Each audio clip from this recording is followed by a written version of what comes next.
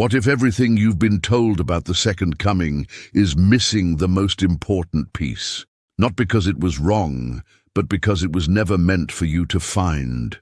Far from the golden gates of Jerusalem, high in the Ethiopian highlands, there is a belief ancient, unwavering, and hidden from the Western eye.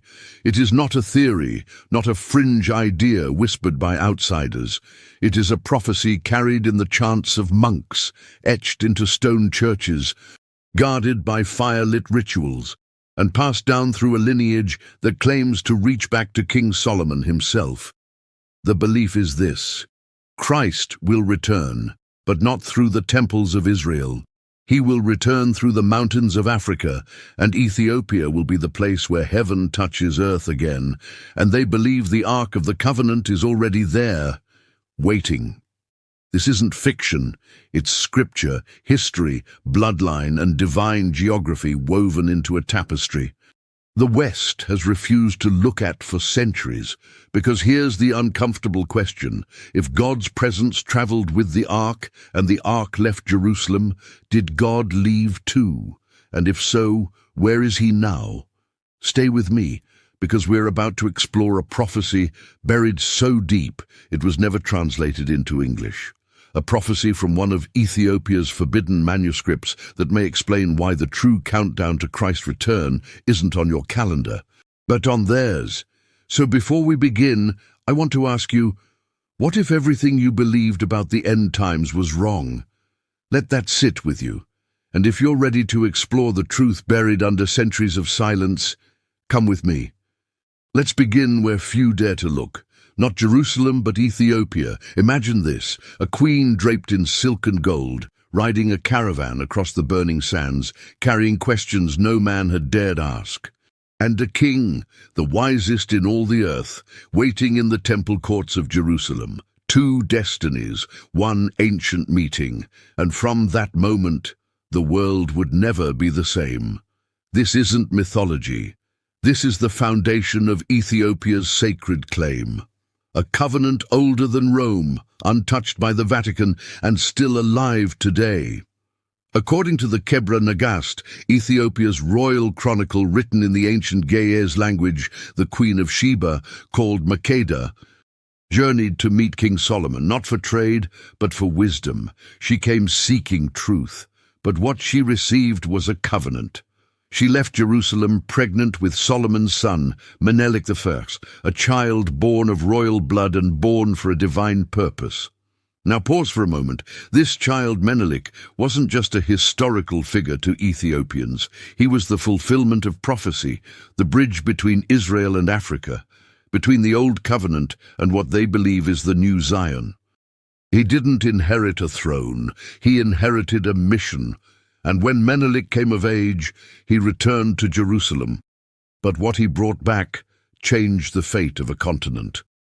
The story goes that he took with him the Ark of the Covenant, either with Solomon's blessing or without it, depending on which scroll you read. The Ark, the holiest object in Hebrew tradition, the very seat of God's presence on earth, gone from Israel and brought to Ethiopia. But let's step back even further to understand the weight of this encounter. The biblical account in 1 Kings 10 paints a vivid picture. Around 950 BCE, during the height of Solomon's reign, a queen from the land of Sheba, widely accepted by historians as ancient Saba in modern-day Yemen, but with deep ties to the Horn of Africa, arrives in Jerusalem. Her camels groan under loads of spices, gold, and precious stones. She comes not as a conqueror, but as a seeker. The Bible says she came to test Solomon with hard questions, riddles that stumped even the wisest men of her court. And Solomon, he answered them all. There was no secret too deep for him, no matter hidden from his wisdom. They feasted for 6 months, her courtiers mingling with his, her wealth dazzling the temple courtyards. But the Ethiopian tradition, as preserved in the Kebra Nagast, compiled in the 14th century but drawing from oral histories and earlier Ge'ez texts dating back to the 6th century CE, adds layers of intimacy and destiny. In the Kebra Nagast, Makeda is no mere visitor. She's a ruler of immense power, governing a kingdom rich in frankincense and myrrh, her people skilled in the arts of trade and astronomy. Legends whisper that she was drawn by tales of Solomon's god, a deity whose wisdom eclipsed the pagan idols of her realm. She travels with 1,000 camels, her entourage a sea of silk and spice, crossing the Red Sea perhaps at the port of Adulis, then trekking through the arid lowlands into the highlands. The journey alone would have taken months, fraught with bandits, scorching days and freezing nights. Yet she presses on, driven by a thirst for divine knowledge. Upon arrival, Solomon hosts her in the royal palace, where they debate theology late into the night. He shares the secrets of the Torah. She reveals the mysteries of the stars. But it's in the quiet moments that the legend deepens. According to the text, Solomon, smitten by her beauty and intellect, tricks her into a night of passion, offering her a spicy meal that leaves her parched, then a jug of water laced with his intentions. 9 months later, back in Axum, Makeda gives birth to Menelik, a boy with the piercing eyes of his father and the unyielding spirit of his mother. Raised in secrecy, Menelik grows into a prince of prophecy. At 22, he demands his heritage, sailing across the sea to Jerusalem. Solomon, overjoyed, embraces him as his heir, but the young prince refuses the throne. Instead, he senses a greater calling. The elders of Israel, fearing the ark's vulnerability amid Solomon's later excesses, his 700 wives, his alliances with foreign kings, conspire with Menelik. In a daring heist, they swap the true Ark for a replica, and Menelik carries the divine chest back to Ethiopia, hidden in a hay cart pulled by oxen. Historians debate the historicity, of course. Archaeological evidence for Sheba is scant but suggestive. Inscriptions from the 8th century BCE mention a queen named Bilqis, possibly Makeda's precursor, trading with the Levant. Solomon's own reign, from roughly 970 to 930 BCE, was a golden age of trade, with Phoenician ships bringing ivory and apes from afar, goods straight from Africa. The Kebra Nagast itself translated into Ge'ez. Around 1320, by a monk named Yeshak, under the patronage of Emperor Amda Seyon, blends biblical narrative with Solomonic lore, drawing from Coptic, Arabic, and Jewish sources. It's not just a book. It's Ethiopia's Magna Carta, justifying the Solomonic dynasty that ruled until 1974. Critics, like 19th century European scholars, dismissed it as folklore, a product of medieval monastic invention to legitimize power. But Ethiopian scholars today, such as Merid Wolde Arage, argue it's a living memory, echoing ancient Aksumite inscriptions that boast of Israelite descent. This story reshaped Ethiopian identity. Economically, it tied Ethiopia to ancient trade routes, the frankincense path that funneled wealth from Arabia to the Mediterranean. Politically, it forged a covenantal kingship where emperors weren't just rulers, but guardians of divine legacy. Culturally, it infused Ge'ez liturgy with Solomonic psalms, chanted still in mountain monasteries, and technologically, the Ark's arrival spurred innovations in sacred architecture, from wooden tabots, replica arks, to the rock-hewn sanctuaries we'll explore later. Globally, it influenced everything from medieval European maps depicting Prester John's kingdom in Africa to modern Rastafarian anthems.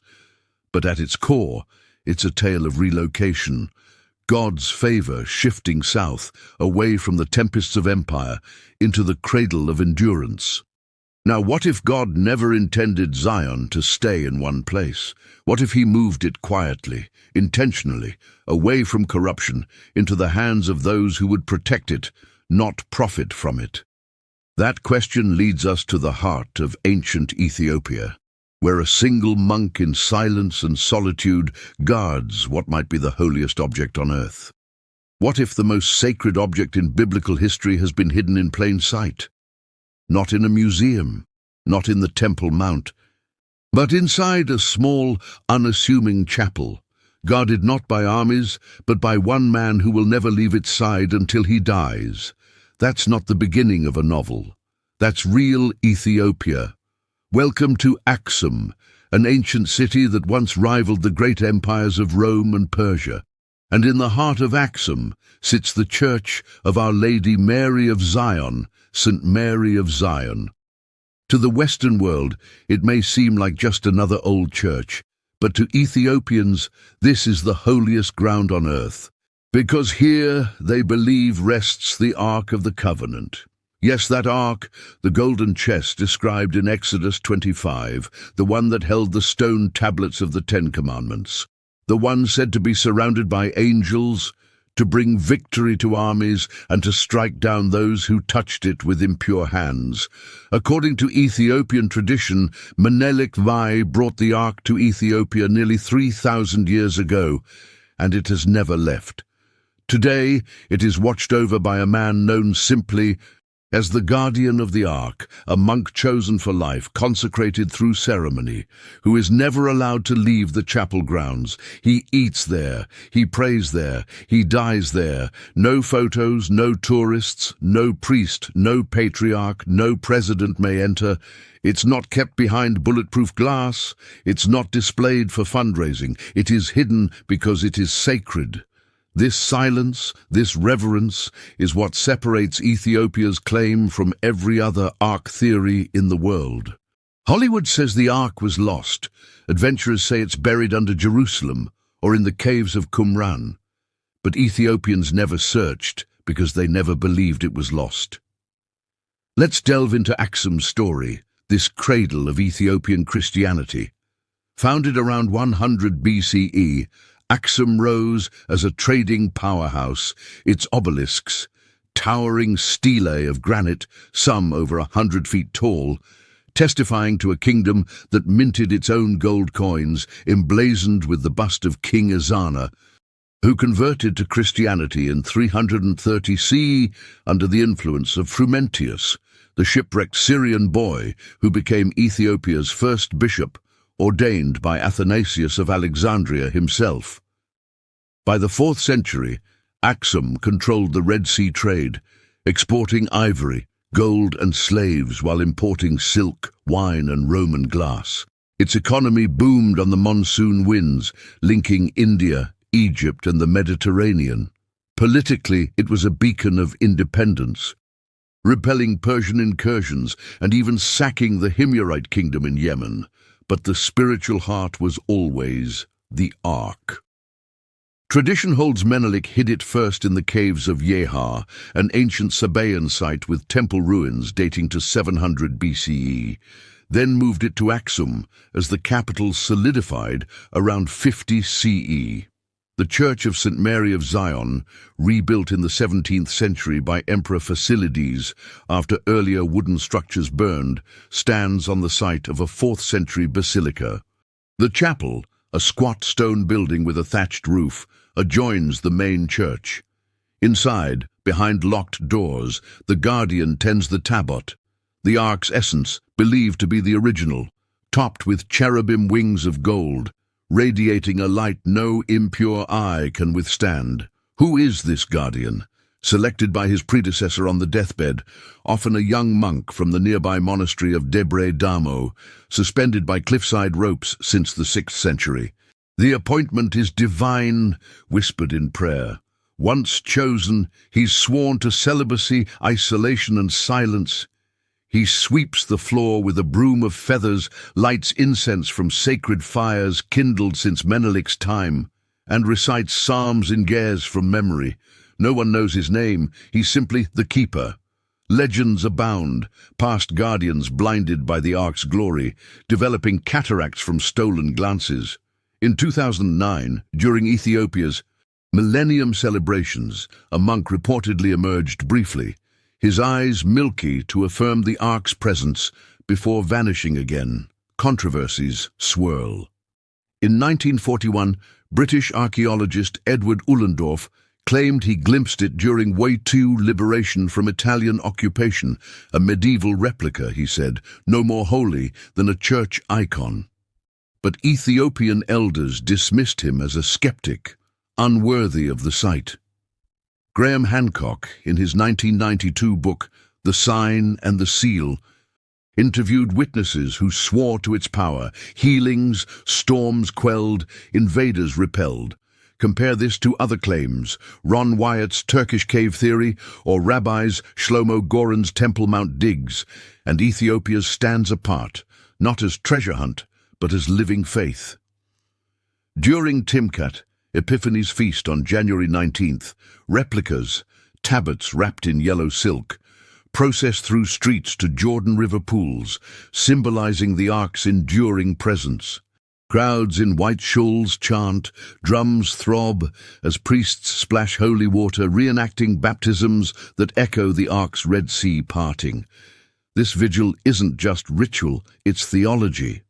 If the Ark is God's footstool, as Isaiah 66 calls it, its relocation means divine favors shift. Economically, it drew pilgrims, sustaining Axum's markets. Politically, it armored emperors against doubt. Facilities invoked it to rally against Ottoman threats. Culturally, it birthed Tabbat festivals, where every church has its own Ark replica, blessed annually. Technologically, the church's construction blended Aksumite stonework with Gothic arches, introduced by Portuguese missionaries in the 16th century, a fusion of worlds. Yet, why the secrecy? Biblical precedent, Uzzah struck dead for touching it, 2 Samuel 6. In Ethiopia, it's humility over hubris. As one monk told Hancock, it is not for the world to see, it is for God to reveal. And if God's presence traveled with the Ark, has he already moved on from the temples we keep building? That question echoes into time itself, where Ethiopia counts not by Caesar's decree, but by heaven's rhythm. What if we've been counting time wrong this whole time? Think about it. The Bible speaks of appointed times, sacred festivals, jubilee years, and divine calendars. But what if the Gregorian calendar, the one you follow every day, isn't just off by a few years? What if it's misaligned with prophecy itself? Welcome to Ethiopia, where time doesn't tick according to Rome, but according to Revelation. The Ethiopian calendar runs roughly 7 to 8 years behind the Western Gregorian system. At first glance, it may seem like a mere historical footnote, but to the Ethiopian Church, this isn't a clerical quirk. It's a spiritual stand, because their calendar is rooted not in papal edits or imperial decree, but in ancient interpretations of the Book of Enoch, Jubilees and the Ge'ez scriptures. It's a calendar that has never been reformed, never bent to empire or enlightenment. It marks not just the passage of time, but the rhythm of the divine. In Ethiopia, time is not linear. It's sacred. Each year corresponds to a saint. Each day has its liturgy, and every 50 years a jubilee, a time of divine release and return, comes not as metaphor, but as cosmic alignment. Now consider this. Many Ethiopian theologians believe that Christ's return will align not with the Gregorian date of Easter, but with an Ethiopian Jubilee year, a sacred window when heaven and earth fall into rhythm once again. Why? Because in the Ethiopian tradition, God does not operate on Caesar's clock. He keeps his own time. Ecclesiastes 3:1 says, "To everything there is a season and a time to every purpose under the heaven." But if we're living out of sync with God's appointed time, how would we ever recognize the season we're in?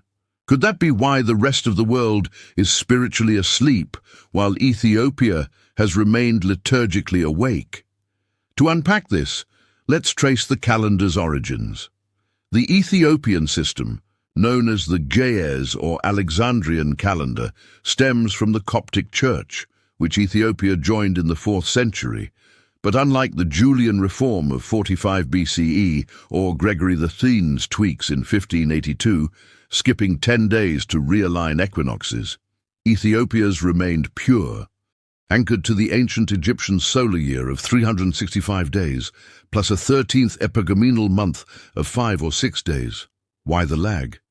In 525 CE, Dionysius Exiguus calculated Christ's birth as 1 AD, but Ethiopian Computus, based on Annianus of Alexandria's 8th century reckoning, places it in 87 BC, factoring a more precise lunar-solar harmony. Thus, today, as we mark 2025, Ethiopians celebrate 2017, New Year's on September 11th or 12th in leap years, with bonfires, Tej honey wine, and feasts of Dorowat stew, but the prophetic depth comes from Apocrypha, preserved only in Ethiopia. The Book of Enoch, quoted in Jude 1:14-15, is canonical here, a 3rd century BCE text attributed to the antediluvian patriarch, detailing heavenly luminaries, fallen watchers, and a 364-day solar calendar to avoid pagan lunar drift.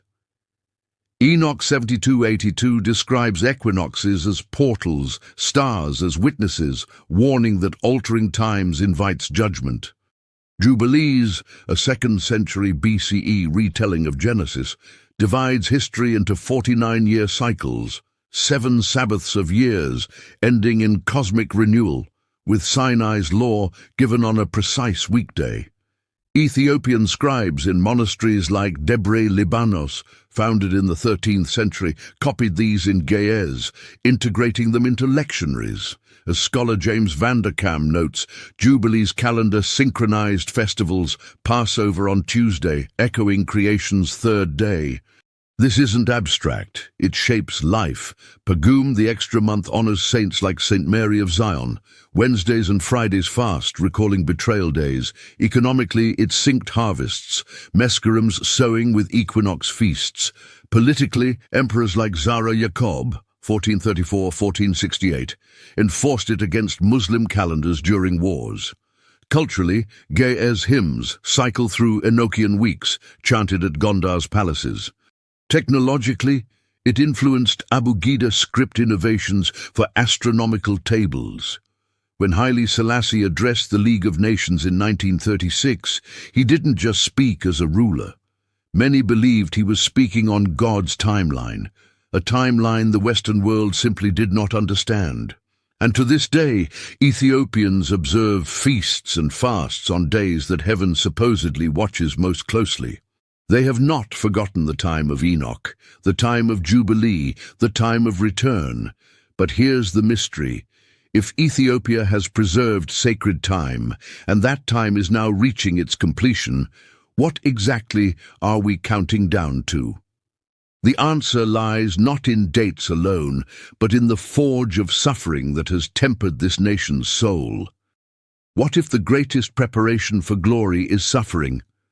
Not the kind that breaks a people, but the kind that forges them in fire. Because if Ethiopia's claim to divine destiny seems bold, it's not rooted in wealth or conquest or empire. It's rooted in something the modern world forgets to honor: endurance. For centuries, Africa has been cast aside, dismissed as the footnote of global history. Its people enslaved, its treasures stolen, its voice silenced. And yet, like a candle that refuses to go out in the wind, its faith remained. Ethiopia, in particular, stood as a paradox. A nation never colonized, save for the brutal 5-year Italian occupation from 1936 to 1941, yet deeply wounded. A kingdom that held on to sacred books while its neighbors burned theirs. A people who fasted, prayed, and kept the Sabbath, not because it was fashionable, but because it was covenant. Psalm 66:10 says, "For you, God, tested us. You refined us like silver." And perhaps no verse better captures the soul of African Christianity. Because for many Ethiopians and for millions in the African diaspora, suffering is not proof of divine absence. It is proof of divine preparation. Slavery, colonialism, exile, all of it, in their theology, was a refining fire, a purification not just of identity, but of purpose. In one of Ethiopia's lesser-known apocalyptic texts, The Mysteries of Heaven and Earth, there was a prophecy. The light of God shall return to the land of the blacks, and the valleys shall shine before the nations. It's not a statement of revenge, it's a promise of return. And if you look closely, you'll see that this idea didn't stay confined within Ethiopia's borders. In the 20th century, across the Atlantic, a spiritual revolution began to stir. The Rastafarian movement, born in Jamaica but rooted in Ethiopian prophecy, declared Haile Selassie, the last emperor of Ethiopia, to be a messianic figure. To some, he was Christ returned. To others, the forerunner of what's still come. To grasp this, we must journey through Ethiopia's trials. Begin with the Zagwe dynasty, 10th to 13th centuries, when Axum waned under climate shifts and Arab raids, droughts parching the highlands. Yet faith flourished. Monasteries like Lalibela's, we'll visit soon, became refugees. Then the Solomonic restoration in 1270 by Yekuno Amlak, claiming Menelik's blood, sparked wars with Muslim sultanates. Edal's Imam Ahmad Gragan ravaged in the 1520s-40s, burning churches, but Emperor Lebna Dengel rallied within Portuguese muskets, a technological leap, gunpowder meeting spear. Economically, Ethiopia exported slaves and hides, importing Ottoman cannons, but spiritually it held. Gaia's Bibles smuggled, priests ordaining in caves, enter the 19th century, scramble for Africa. Britain crushed Emperor Tewodros II at Magdala in 1868. Looting 500 manuscripts now in the British Library, cultural theft masked as civilizing. Tewodros, a visionary reformer, built roads and schools, but his suicide, amid defeat, symbolized defiance. Johannes IV fended off Egyptians at Gundet in 1875, seizing modern rifles, while Menelik II modernized at Adwar in 1896, routing Italians with repeating rifles bought from Russia. Adwar wasn't just victory, it was prophecy fulfilled. Psalm 68:31, Princes shall come out of Egypt. Ethiopia shall soon stretch out her hands unto God. Menelik's empire doubled, railways snaked from Djibouti, coffee boomed, but famine in 1888-92 killed millions, testing the covenant. Then Haile Selassie. Born Tafari Makonnen in 1892 in Harar, he rose as regent under Zuditu, abolishing slavery in 1923, joining the League of Nations. Crowned in 1930, his titles, King of Kings, Lord of Lords, Conquering Lion of Judah, echo Revelation 19:16. Economically, he pushed electrification, universities, politically constitutions in 1931. But Mussolini's invasion in 1935, using mustard gas, over 500 tons dropped, per historian Angelo Del Boca, ravaged. Selassie fled to Britain, then addressed the League on June 30, 1936. It is us today, it will be you tomorrow. His words in French decried hypocrisy, sanctions on Ethiopia but not Italy. The League failed, Ethiopia fell.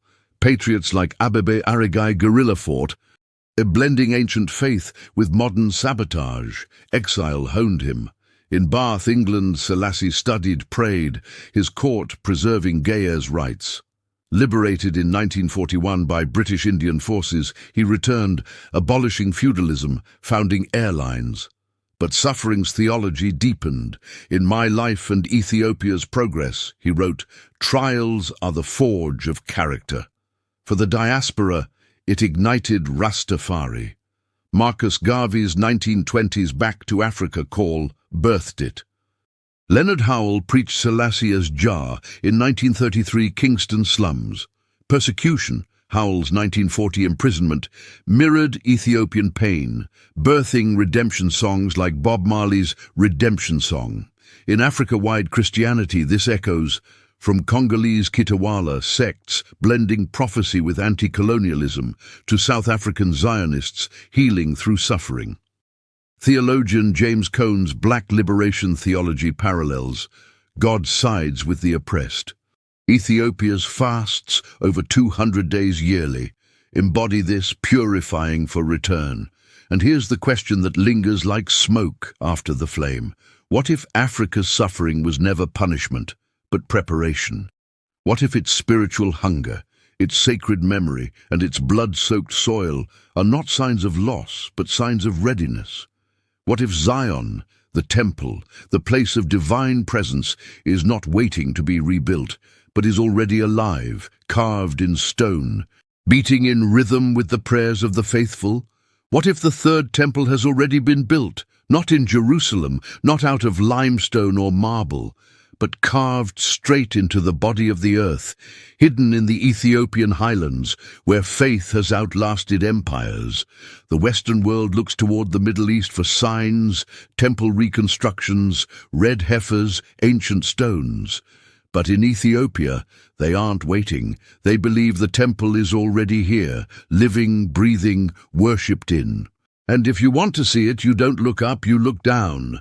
In the mountain town of Lalibela, 11 churches have been carved directly into solid rock, not built above ground, but chiseled from below, each one formed by hand, by faith, by prophecy. No mortar, no scaffolding, no steel, just vision and stone. Legend says they were built by angels who worked through the night, but history tells us they were carved during a time of invasion when Ethiopia faced pressure to abandon its Christian identity. Instead, they dug deeper. These churches weren't constructed to impress the world. They were created as a sanctuary, a place where heaven could dwell on earth, even if the rest of the world forgot. To Ethiopian Christians, this is Zion, not a place of power, but of presence. Psalm 68:31 reads, "Ethiopia shall soon stretch forth her hands unto God." This verse is not recited as poetry. It's chanted as prophecy, because Zion in Ethiopian theology isn't confined to a single location. It is wherever God chooses to dwell, and they believe He has chosen them. This belief is not symbolic. It's expressed through action. Ethiopian Christians still observe Old Testament festivals like Sigd, a day of repentance and covenant renewal, standing on mountaintops, hands lifted toward Jerusalem, remembering the exile, but honoring their role in the return. They eat foods that follow kosher-style laws. They speak prayers in Ge'ez, a language older than Latin. They don't read the Bible as an imported book. They sing it as part of their bloodline. Theirs is not a religion of reformation. It's a living covenant, one that bridges the old and the new, Judaism and Christianity, not by erasing one, but by fulfilling both. Lalibela's tale begins in the 12th century, amid the Zagwe dynasty's golden age. King Lalibela, born around 1160 as Takla Haymanot, plant of the faith, dreamed as a youth of honey flowing from his mouth, a divine sign. Poisoned by jealous siblings, he survived, emerging stronger, his body marked by heavenly bees.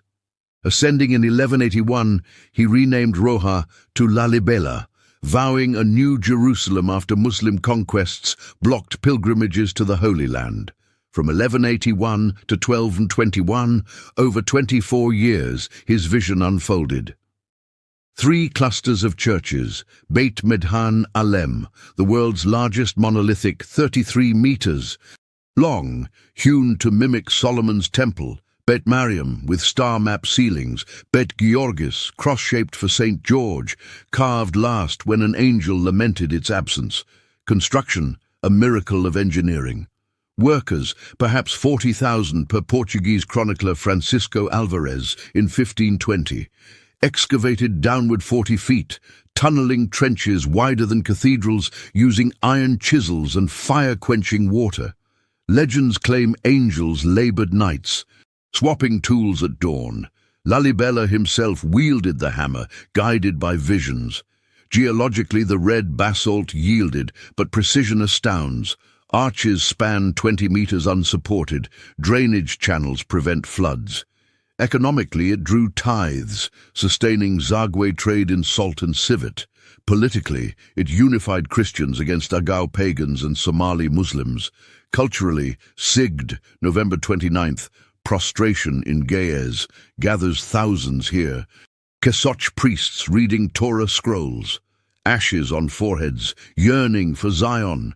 Beta Israel, Ethiopian Jews, share roots. Their Orit Bible in Ge'ez includes Enoch, kosher laws banning camel meat, sigged as Shavuot echo. Persecuted under Christians yet intertwined. Lalibela's brother converted, building synagogues.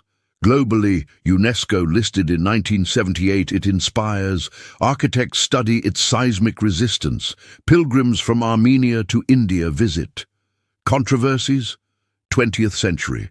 Restorations by Ethiopia's Antiquity Service used cement, sparking debates. Purists versus preservers. Modern threats. 2023. Tigray War damaged Beit Georgis, bullets scarring stone, yet priests chanted on. And here's what makes their theology so powerful. While the world chases miracles in ruins and relics, Ethiopians believe that God never left. He just relocated from empire to endurance, from cathedral to carved rock, from ceremony to covenant. So let me ask you, what if Zion isn't something to be built, but something to be remembered? What if Christ doesn't return from the sky, but from the soil, not through Roman ships, not through the gates of Jerusalem, but through the highlands and valleys of Africa, where his presence was never forgotten, only hidden? That's the prophecy whispered across Ethiopia, and it's not new, it's not trendy, it's ancient, preserved in chants, in scrolls written in Ge'ez, and in the trembling silence of monks who have guarded it for centuries without ever speaking his name in vain. Because in the Ethiopian worldview, the return of Christ is not an event imposed from the outside, it is a revealing from within. Let that sink in. While the Western Church waits for clouds to part and trumpets to sound, Ethiopia believes the Messiah's path leads through them, through their covenant, their calendar, their suffering, and their soil. And they point to prophecy as proof. In the little-known text, The Mysteries of Heaven and Earth, a line appears, rarely translated outside Ethiopia. The light of God shall return to the land of the blacks, and the nations shall bow to the mountain of his dwelling. To many, this confirms it, that Ethiopia, long seen as peripheral, is in fact central to the divine plan, not just in history, but in what's still to come. This belief isn't limited to Ethiopia. Across the African diaspora, from Jamaica to Harlem, echoes of this theology have awakened generations. In the Rastafarian tradition, Haile Selassie was not just a king, he was the Lion of Judah. His coronation was not just political, it was prophetic.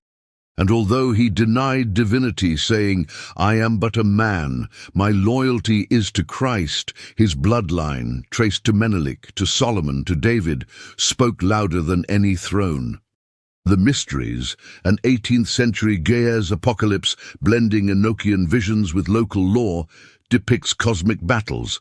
Michael versus Satan over Earth's fate, stars falling as judgments, a black land rising as light-bearer. Scholar J. Peruchon translated it in 1892, noting its vigor, prophecies of floods, fires, then redemption for the sons of Ham, echoing Cushite pride. Not mainstream like Enoch, it's monastic, read in hermit cells, fueling end-times vigils. Selassie's life embodied this. Crowned November 2, 1930, amid famine, his regalia, crown from Emperor Menelik's era, dripped with Solomonic symbols. Rastafari exploded. Howls flying Africans, communes in the Blue Mountains, preached repatriation, ganja as sacrament, Selassie as Jah Rastafari, head creator. Persecution forged them, 1950s raids, dreadlocks shorn, yet Bob Marley globalized it, get up, stand up, antheming redemption. Diaspora ties, Harlem's Universal Ethiopian Students Association lobbied for Selassie, South Africa's ANC drew inspiration from Adwa. In 1936, when Selassie stood before the League after Mussolini's gas attacks, killing 100,000 per eyewitnesses, his words rang prophetic: "God and history will remember your judgment." Ignored, he exiled, returning to forgive, build Haile Selassie University.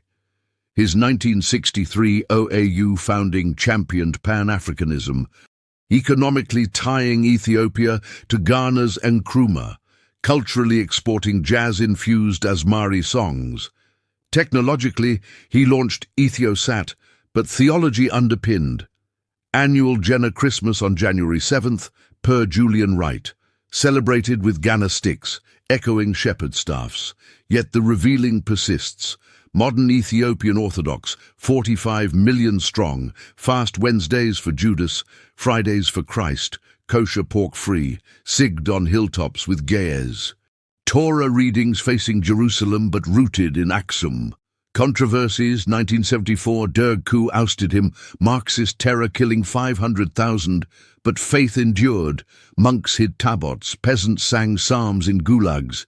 Today, amid Tigray conflict, prophecies resurface, valleys shining, nations bowing, because maybe Christ doesn't return when we expect. Maybe he returns when the right people are ready. And Ethiopia has been getting ready for over 2,000 years. Through fasting, through chants sung under star-filled skies, through churches carved into rock and scrolls kept in shadow, they've been preparing not for a spectacle, but for a homecoming. So, here's the question. What if the second coming won't feel like an invasion, but like a remembering?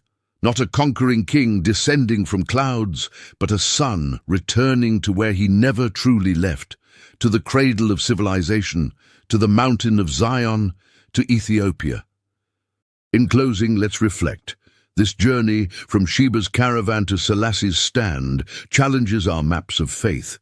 We've seen how a queen's question birthed a dynasty, how an ark's relocation redefined holiness, how time's rhythm pulses with prophecy, how suffering refines like silver, how stone yields to vision, how whispers become roars across oceans. Ethiopia teaches that God's not confined to cathedrals or calendars. He's in the soil, the chant, the unbowed spirit.